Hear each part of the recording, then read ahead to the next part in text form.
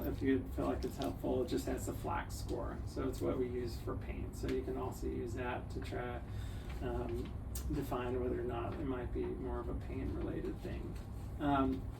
Some things that you guys can do if you feel like it is emergence delirium. So I always like to be contacted if a kid is really upset and you guys feel like that's what's going on. So I definitely want to empower and encourage you guys. Feel free to reach out to the anesthesiologist that was taking care of the kid. And I think that would be for all the anesthesiologists. I know definitely for the peds trained anesthesiologists, you know, we like to know and we like to be involved. I'd definitely much rather be contacted than hear later that, you know, a kid was really upset, but then they were like rushed out before they were assessed or potentially treated. We use Precedex, I think, maybe more in PACU than we used to. So at one point, it was very hard to get Precedex in the PACU. I think it was held out like a Pyxis out here, which I know is a barrier to using it because you guys would have to leave the kid or find someone that could go get it. So hopefully that's improved the usage of it because it's more readily available to you guys. On our end, hopefully most of us are clicking that box and just having it in the PACU order sets. You guys can tell me, do you feel like that's most often there, or is it more the pediatric anesthesiologists that have that clicked more? I feel like the peds guys do it more. Yeah. And maybe less in the adults. So I can send a message out to them because I mean, I feel like to me it's a very safe drug to use, and maybe it's just something that they're not used to ordering, but you know, I'd like to see just have it there. It's just one less step to have to, you know, go through the system and order something that you know, if you guys feel like you need it. Some other things that could help if you feel like your patient's having emergence delirium is so stimuli, so can make it worse. So things like low lighting, a quiet space. I know this can be a little bit hard to achieve in PACU, but if it is possible, you know, you can do that. Or if it's at a point where you know, it'd be better just to move them to like one of these OBS rooms. That's always, I feel like, an option too. If you guys felt like they were safe enough to kind of move on to phase 2. I'm always a fan of parental presence. And I feel like sometimes that's just what the kid needs. You know, sometimes it could be really upset, and again, it seems like they're delirious, but then if they have a parent there, and they can get some snuggles or hugs from them, they can just kind of melt in their arms, and that can really help. So I'm usually a fan bringing parents in as soon as possible. So when that kid wakes up, then, you know, one of the first people that they see is that parent. What's your guys' comfort level for that? Because I do feel like that's a little bit variable. You know, some people are more or less comfortable with that. Sometimes I know it's a airway thing, so if a kid comes out with an oral airway, then, you know, less likely to have a parent come back. But how do you guys have thoughts on that or concerns about? It depends on the day too. You know, like if the child wakes up awake and they're not upset, then we usually will get the parent right back. Sure. We'll get them back and step down. Yeah. But if we see them revving up and we feel like, you know, they're gonna spend some time with us, definitely, I think everybody pretty much is in the habit of getting a parent. Yeah. Or if they ask. If they ask, it's hard because I think sometimes, you know, if you wait to the moment to see if the kid's upset or not, and then they are upset, and then you have to bring that parent in. Sometimes I wonder if you're missing, you know, that opportunity to, you know, like if their anxiety revs up, and then maybe it takes a little bit longer for that to subside, you know, once a parent gets back. So, you know, would it be better to have a parent there so when they first wake up they see the parent, and then potentially could that prevent, you know, there ever being an issue to begin with? I don't know, just something to think about. I would still advocate for trying to get the parent in there so when they wake up, that's, you know, the first people that they can see and be with as much as possible. Sometimes, you know, kids may be upset just because they're, say, hungry or thirsty. So I know we often try to use things like apple juice or Pedialyte or popsicle or slushy, just to see if that can help calm them down. And sometimes that works. I would also say sometimes it could be more agitating. Just as a reminder, we've changed our discharge criteria a little bit, so no longer do kids have to actually ingest or drink something before we're okay with them being discharged. So if you feel like that is more upsetting to the kid to try to get them to drink or eat something, don't feel like you have to force the issue.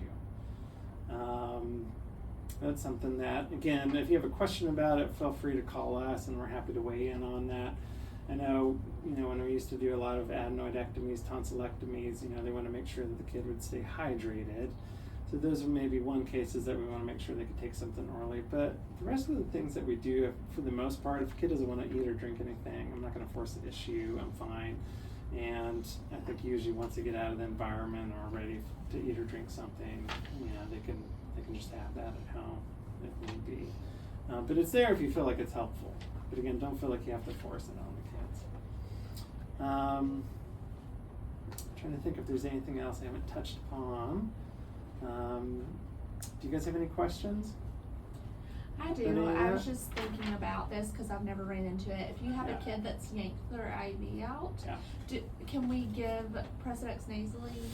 So you can, but it takes a long time for Precedex, the onset of Precedex. Okay. I'll be honest, I haven't used it very much, but that's just what's in the literature. So, like, if you're going to have Precedex as a pre-medication, it takes about 45 minutes intranasally before it's going to start taking effect. So, it might be effective, but it may take longer than what you want. Fentanyl may work a little faster. Okay. And you can use fentanyl also in kids that have delirium. That will cause some sedation. So that might be something, if they've lost the IV, that I would think about. Okay. Just because I think it would have a quicker onset. The other thing, honestly, probably if a kid is absolutely bonkers,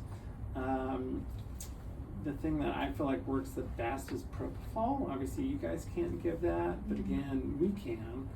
So if we feel like that's going on, I feel like I haven't done that lately, but I've definitely had times where I'll just get some propofol come, and it's a pretty low dose.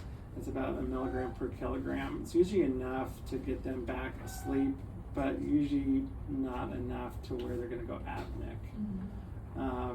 And so in those scenarios, again, I think it could work really well, but usually have oxygen on standby, so when they do get sleepy, at the very least you can get blow by, and in the event that they were to go apneic, then that way you can support their breathing.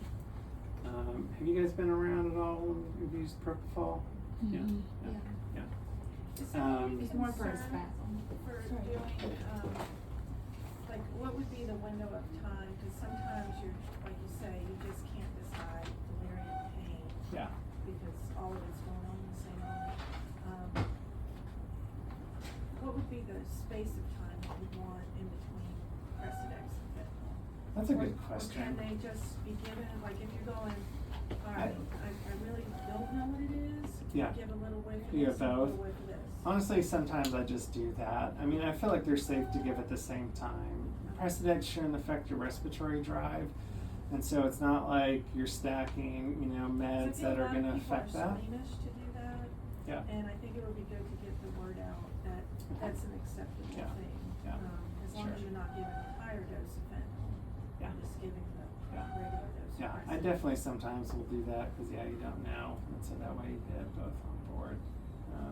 And then to go back to kind of what I was saying at the beginning, if I can't tell what it is, that's when I go back. Well, I think about what the procedure was, what the surgery was. Is it one that I would expect more pain or less pain? And then what did they get in the OR? And does that, at least in my mind, does that correlate with they got a little bit less pain medicine maybe, I think, they require, so I'm going to go choose that first as opposed to Precedex. And then the timing of things. So, if they got, those meds a while ago, let's say they got Precedex at the beginning of the case, they haven't had it recently, then I might be more prone to choosing that to help with agitation. Another thing I thought of, so, you know, when this is going on, it's really stressful. Usually, I mean, I'm sure you guys are stressed when you have a kid that just is, you know, delirious. Parents usually are too. And so I try to reassure parents, you know, in that scenario that, again, you know, this is something that sometimes happens. I describe it sometimes like night terrors, because sometimes parents have, you know, had their kids wake up in the middle of the night with night terrors, and it seems like it's a very similar state. And that, again, you know, there's nothing harmful that's going to happen with the kid. It is going to pass with time. But sometimes it just takes a little bit of time, and then sometimes I tell them, you know, we're going to give meds to kind of reset things for them. Sometimes, you know, when the kid is screaming, there's so much noise, I don't know how much they're actually carried to that if I'm trying to talk to them. So, but that's something too. I would just, you know, recommend you guys also feeling free to talk to the parents about those things. Or, you know, if it's something where, you know, if I come in to when I'm there, you know, you guys can deal with the patient, we'll give parent a break and maybe just step to the side so they can actually hear what you're saying, and then bring them back in. And hopefully that helps some of their anxiety That too. is a challenge sometimes, because sometimes you bring the parent back and now you have 2 patients. Yeah, it's true. Because the mom. And that's why I try to do that, because and you know, I understand, because they're like, well, it's just happened to my kid, they've never behaved like this, and like, you know, it's really stressful. So that's why I try to, as much as possible, try to give reassurance when the kid's going through that, to let them know everything's going to be okay. But you're right, sometimes I don't know how much is they're actually hearing or processing that, especially if they're holding their kid that's screaming in their ear. I think most of us are good about doing it now, but it helps preoperatively too if we give them a heads up that there's a potential that that's going to happen. Yeah. Yeah. And then when they walk in and their kid is screaming, Yeah. they're not as alarmed. I try to do that too. You know, like when I talk about the kind of the Yeah. wake up, sometimes we see that, and just so it's not surprising. Again, it still seems like sometimes parents are surprised by it, but yeah.